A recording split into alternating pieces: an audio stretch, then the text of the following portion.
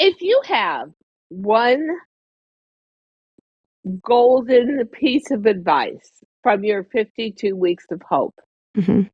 one spiritually based concept where you think people could really live and grow off of those words, what would it be? It's keep going. Everything always works Ha out. Everything always works out. It might not work out on your timetable or in the way you think. We pivot in life. We Yes. have to pivot, but it always does. It just does.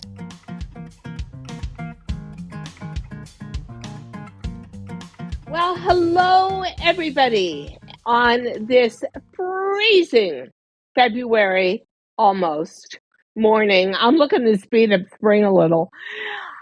I have got a fantastic guest today on our podcast, Too Young to Be Old, Lauren Abrams, who somehow has gone from being a lawyer to being what I would call myself, in a way, a spiritual cheerleader. The podcast she authors is 52 Weeks of Hope. And I always think during January and February, when the nights are so long and it gets dark so early and it's freezing out, and that we're looking for hope. And I also think, and Lauren, I don't want to freak you out or anything, but I went to a psychic. Actually, we had a psychic as a guest, and she said, Diane, buckle your seatbelt. Dark times are ahead. And I agree with that. So we need 52 weeks of hope more than ever. Let me introduce the guest of the moment, Lauren Abrams. And I got to ask you, Lauren, you said that you went through, quote, the dark night of the soul. And that is what sparked you to find life's deeper meaning, but also to start 52 Weeks of Hope. So I am sure I've had about 1,000 dark nights of the soul, but I don't know. So please describe your darkest night. Well, I've had a couple myself, but I just have to interject now because I was told a few years ago when everything was happening in the world, and it's still, I'm not going to act like it's not happening, and you think it can't get worse and things keep happening. But Yeah. I was told that sometimes in order for things to shift, the world needs to be shaken up. And that sometimes you have to just be shook up like this. I don't know. I'm using the wrong tense, perhaps. And that we need to take a few steps back before we can go forward. And that maybe that's what's happening. So the world is. So I just want to say I'm an optimist, and so yeah, that is me. So I. Sometimes it takes that in order, and we all go through it. Nobody, dark night of the soul, it means it's a hard time, and nobody gets through this life unscathed. And when I got through mine, I was like, what And the what hell? was it? It was What? when I was a single mom. I'm raising both my kids, and everything looks good on the outside. I'm somebody, I've got the Beverly Hills law practice, and everything looks so good. It's thriving. I've got great people working for me. I've got the best kids. I have 100% custody. I'm taking care of everything, and I've got a full practice, but money doesn't come in like every day. And I got to where, how am I going to feed them? How am I I'm paying my employees. I'm paying all these people. I'm building this beautiful home. And I'm like, yeah, I want this. Yeah, I want that. And suddenly it's like, I was struggling. I had no one to turn to. I had nowhere to go.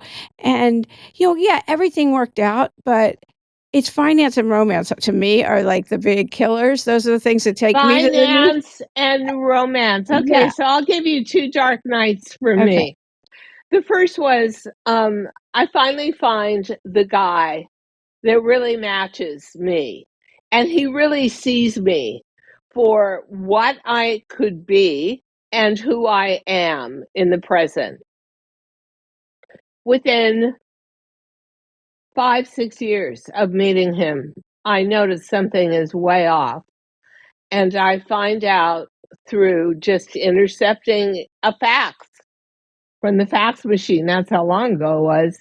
that he has terminal cancer, and he has not wanted to share that because his feeling was everything would change, which of course it did.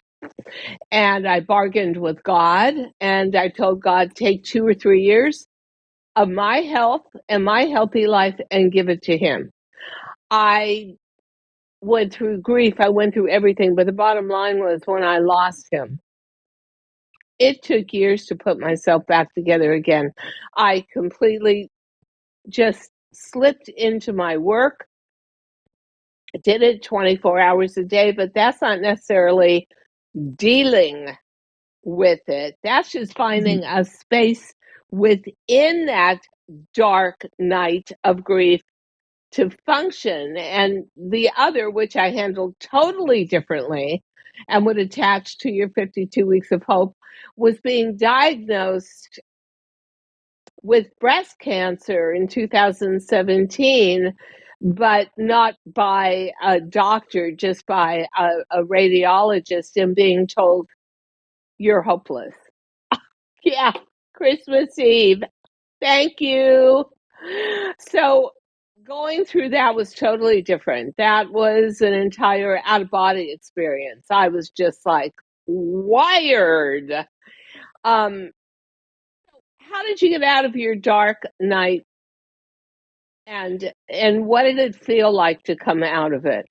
It wasn't like, oh, one day I was okay. It was a Yeah. very slow like, Yeah. oh, I snapped my fingers. I actually Good Yeah, now. I actually would go to this spin class with Angela Manuel Davis, and I had a bunch of spin classes left in my QUE, I never know how to pronounce that word, and, I was in the back, it's pitch black, and she's doing her Angela stuff, and, Oprah took her on the road for a reason, because she's so motivational, I'm just such a groupie of hers, and, anyway, and she's doing the, "I don't know who I'm talking to right now, but somebody in here needs to hear this," and I'm in the back in the dark crying and spinning, and I don't know, something in me shifted, and I knew I'd be okay. I didn't know how, I didn't know when, but I knew everything would be okay. Everything is always okay, and I got through it, and my best friend came and sat at work with me that day 'cause I told her I didn't keep secrets, I told her what was going on, and slowly things I mean, one of,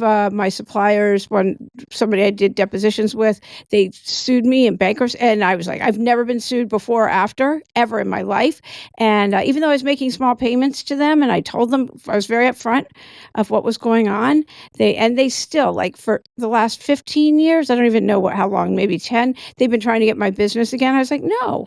Um, I'm a plaintiff's employment lawyer. I make money in my lump sums. I people work, I help people who are discriminated against and wrongfully terminated. It's not I don't bill hourly, and, I'd never not paid bills. I always took care of things, and so I was so Uh-huh. horrified, and I didn't wanna tell anyone.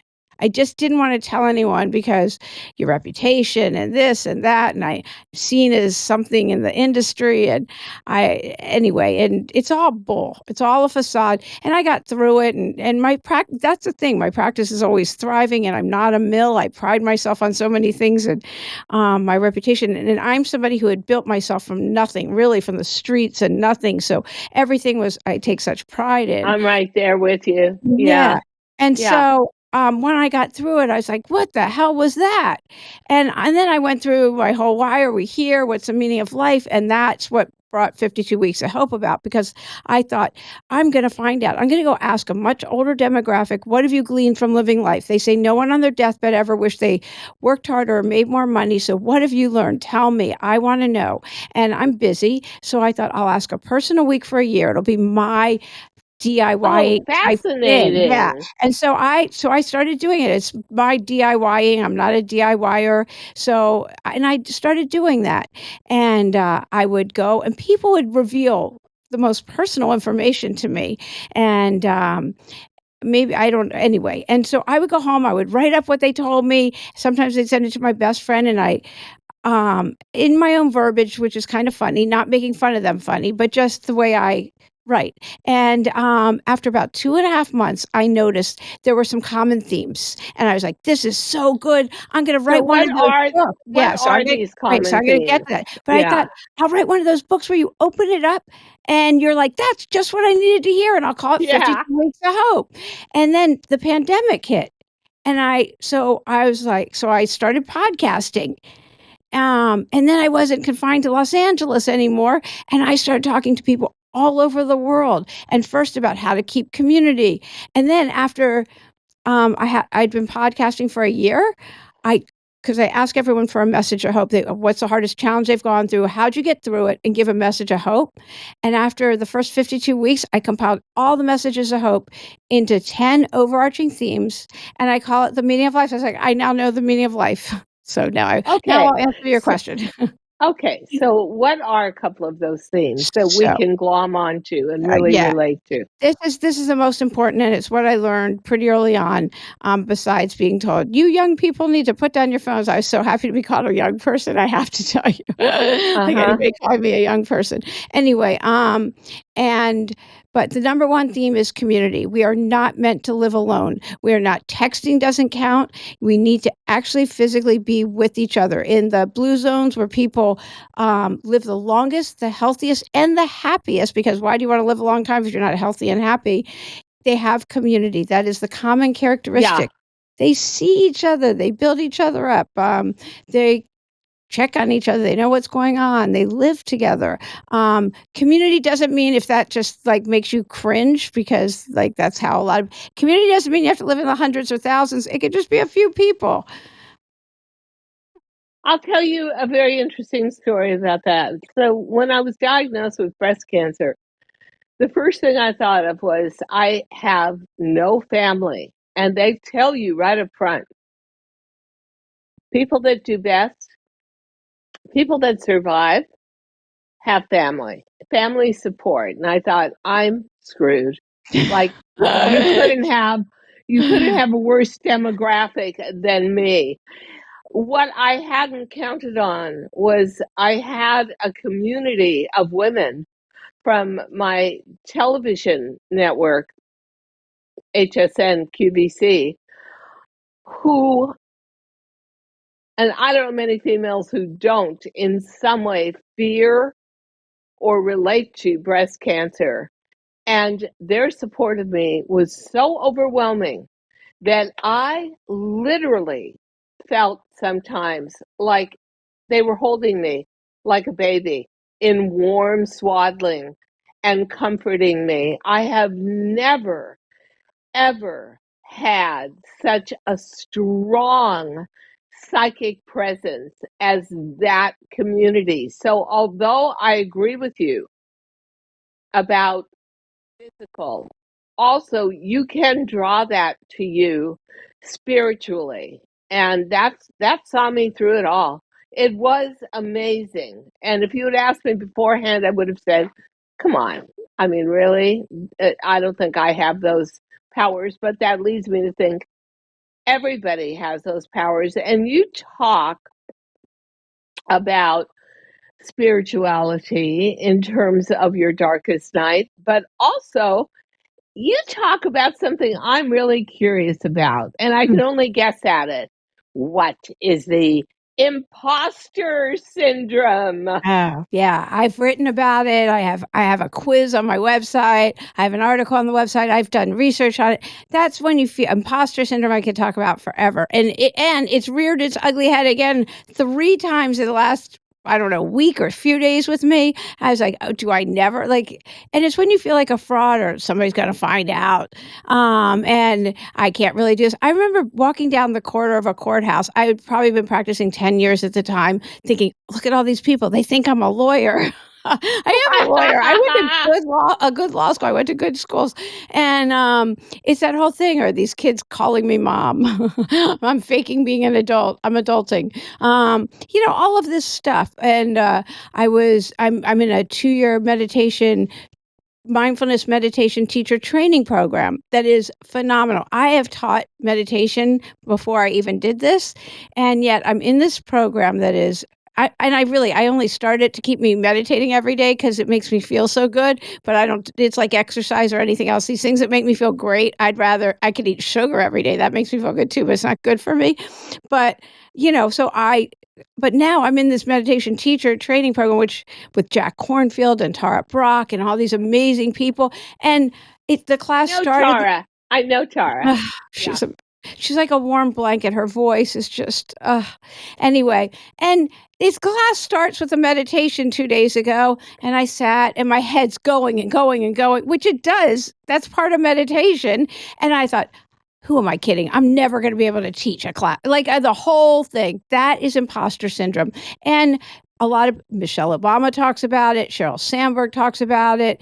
Meryl Streep thought every movie she makes, she thought, now they're going to find out I don't know how to act. Like, so if you feel like that and you get those thoughts, you're in the midst of a lot of high performing women.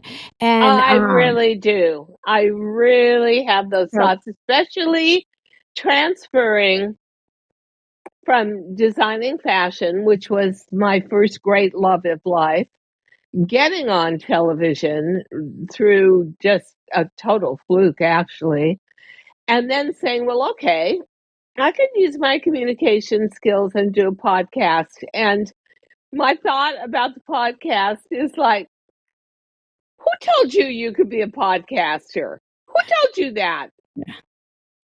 Ridiculous. And yeah, you feel like a little bit like, I really want to do this, but I'm cheating. I'm just faking it. Does anybody Cheating. know?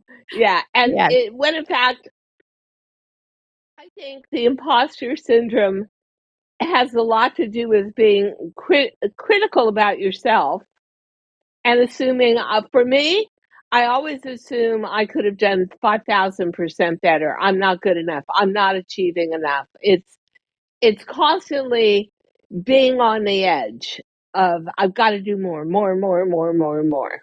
And yeah, so and trying to rebuild a community. And you talk a lot about the importance, which I'm sure has to do with community, of mentoring others. Tell me how you go about doing that and tell me what it means for you. Well, the number 2, community was the most important. Being of service to others is number 2. Yeah. And, helping others, being of service, that no matter what it is that I'm being of service for, I never wanna do it. I'm just gonna give that aside. I'm not gonna act like, "Oh, I'm some, like, nightingale, like, flying around." Like, that's not it.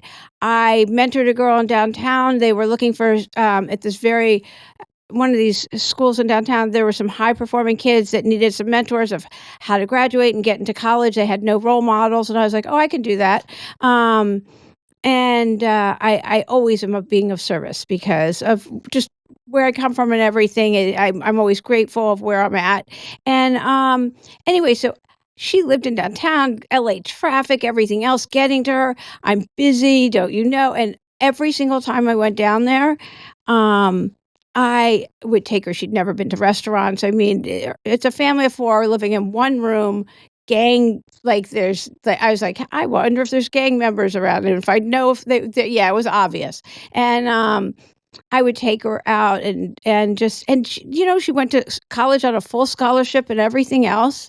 Um, but every time I left, I felt fabulous.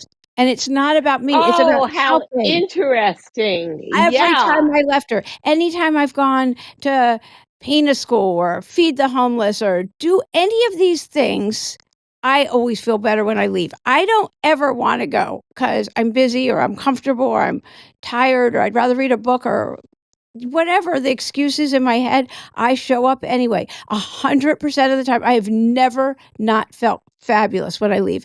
Being of service helps me. Forget anything anyone does. It makes me feel better. And if you don't Yeah. believe me, go try it. Like, I'm telling you, there's a million places that need help.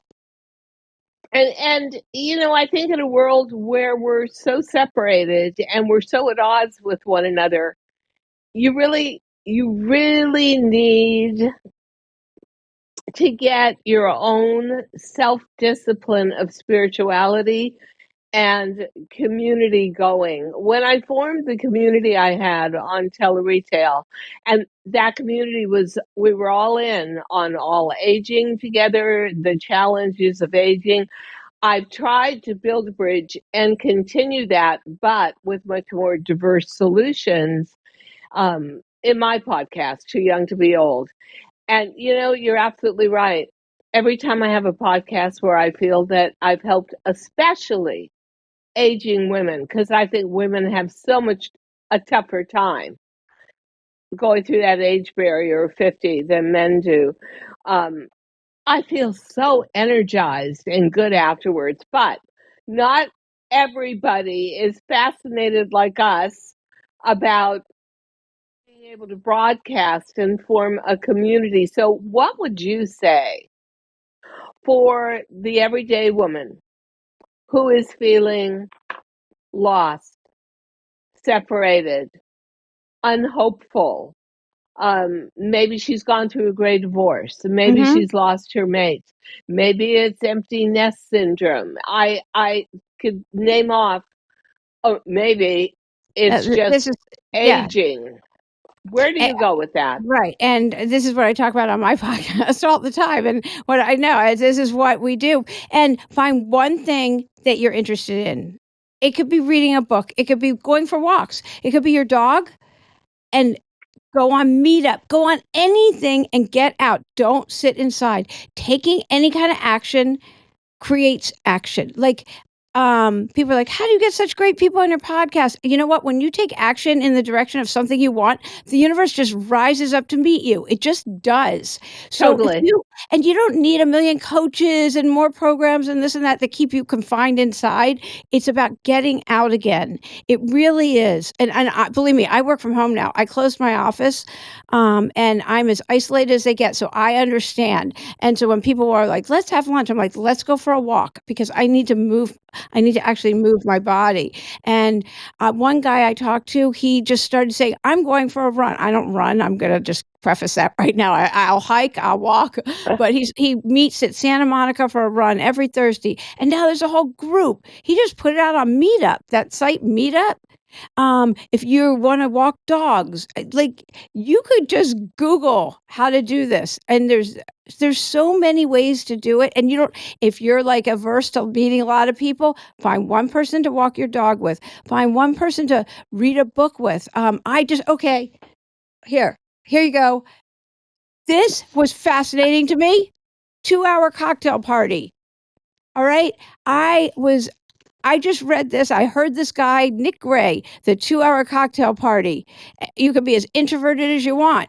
And I just listened to it on the way to support my friend at her open house. I went, this guy is the greatest guy ever. I'm interviewing him Monday. And I put on a 2-hour cocktail party, and you get to invite people, and it's cheap and it's fun. It was the funnest thing ever. I just threw it 2 nights ago.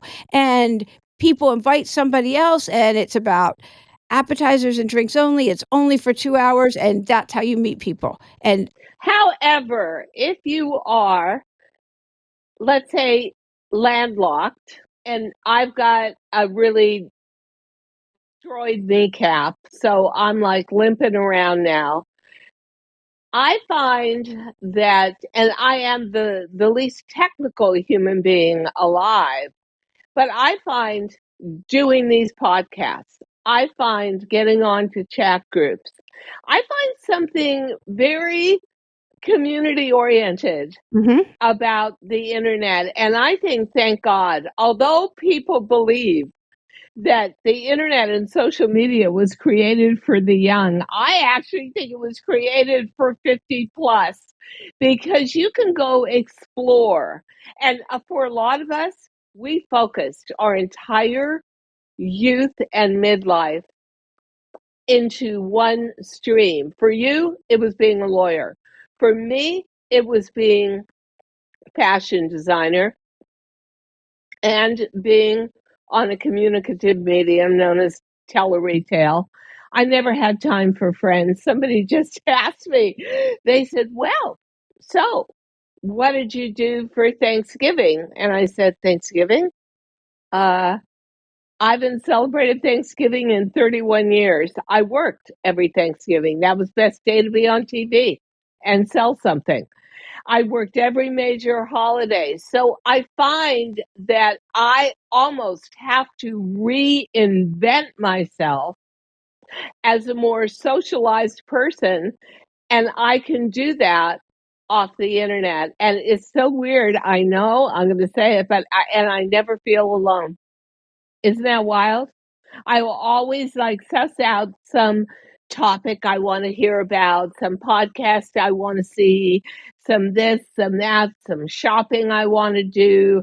And, I feel like in a great way, the more isolated we become in modern life, the more you can reconnect yourself electronically.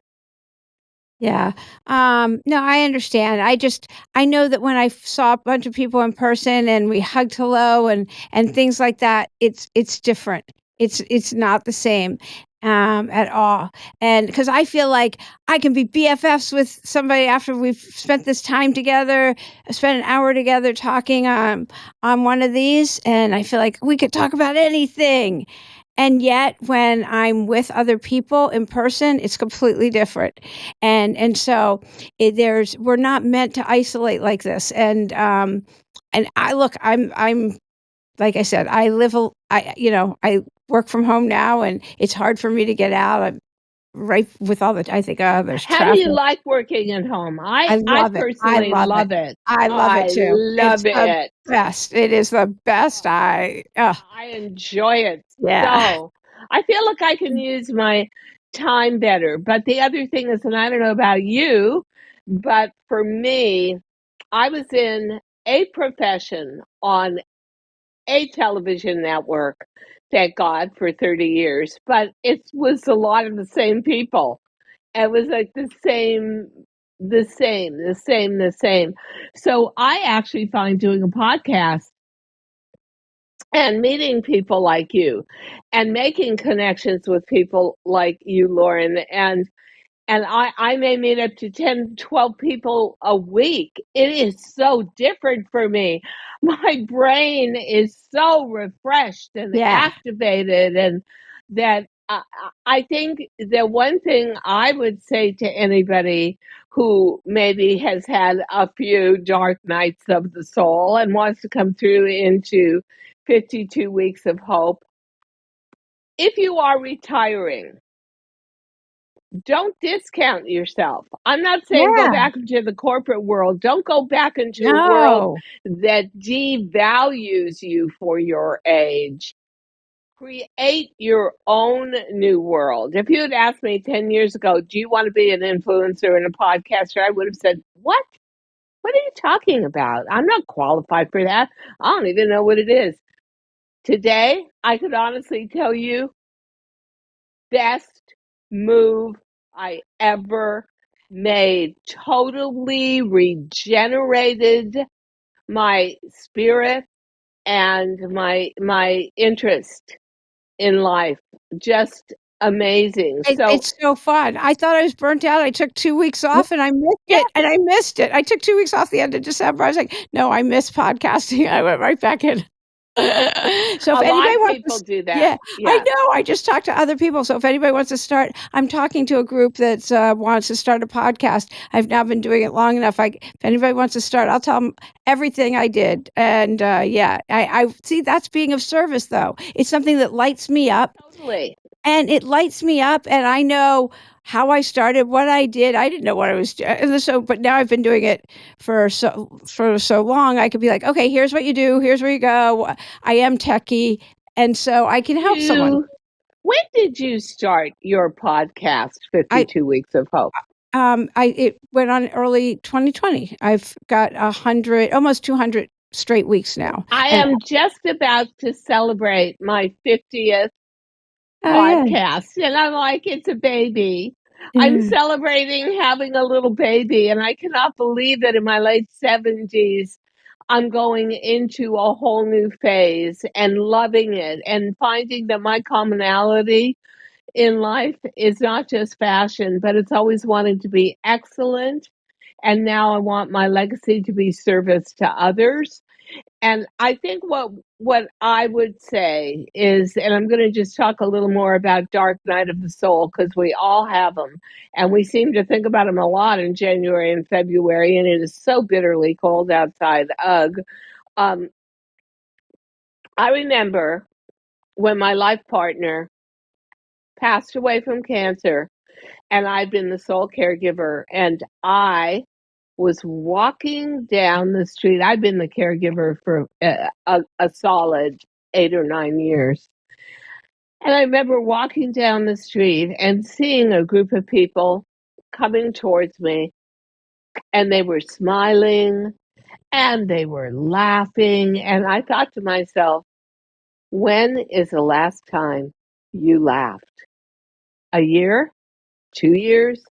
And, when you come out of something like that and it takes a really long time, you realize, I would say, you're in charge of you. And for you as a lawyer and for me as a fashion designer to both come to the conclusion that we want our legacy as we age to be mentoring and to be leaving um, good thoughts behind and helping. People kept saying to me, don't interview anybody that has a podcast.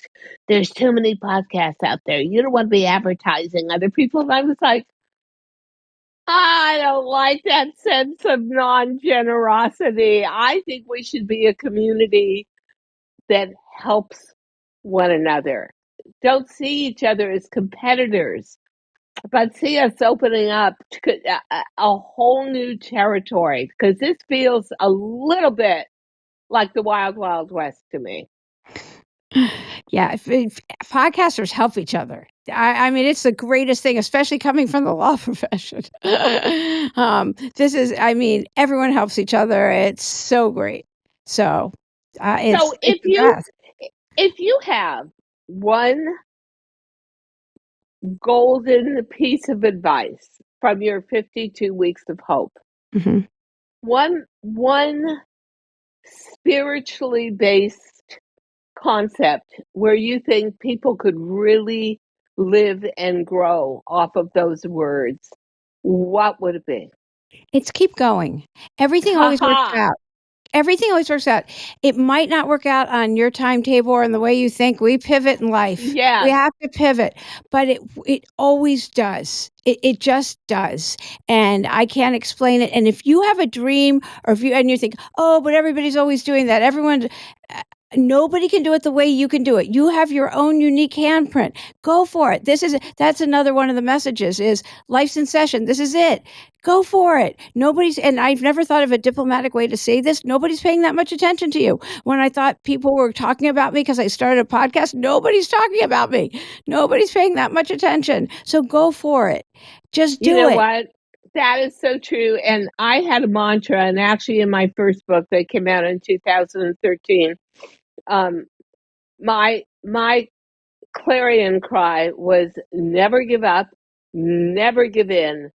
It's never too late to make the most out of your life.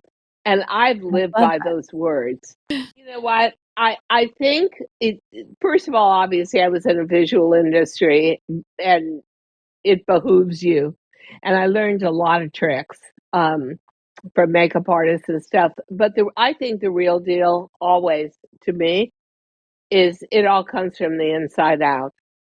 If you love your life, and I will say this to anybody in the audience with full disclosure, I have not always loved my life, and I don't always love it minute after minute, but I truly love what I'm doing, and that flows from the inside out. And so when you talk about the imposter syndrome, I sometimes feel like a little bit of an imposter at almost 80 years old, but no amount of makeup is going to do that for you. It has to come from an internal spiritual satisfaction and glow. And somehow I came out of breast cancer and I just wanted to help every woman around me. And even in the chemo room, I was like the mother hen. Like, oh, you shouldn't be crying, and oh, it's going to be okay. And I just wanted to do that. Who knows why, but thank God. If that was my darkest night and that's what I got out of it, and I can shine a light on the world, I'm all for it. So I leave you with this, Lauren Abrams. Somebody said this to me the other day, and I'm going to say it to you. They said, Diane, you are a lighthouse in the darkest night. And I say that to you. Oh, that's great. I love that. Oh, this was really good. Thank you so much for being on Too Young to Be Old. And you will always be too young to be old As as clearly well. you are. Yes, and you Thank are a you. lighthouse. Thank you for having me. This was so Thanks so great. much. Thank you so much for listening to Too Young to Be Old podcast. The episode may be over, but the fun doesn't have to stop here. Find us on Facebook, Instagram, TikTok, and YouTube at The Diane Gilman, or visit our website, thedianegilman.com. If you like the show, leave us a rating or a review and subscribe so you don't miss the next episode. And until then, don't forget, age is just a number. Together, we'll prove that we are all too young to be old.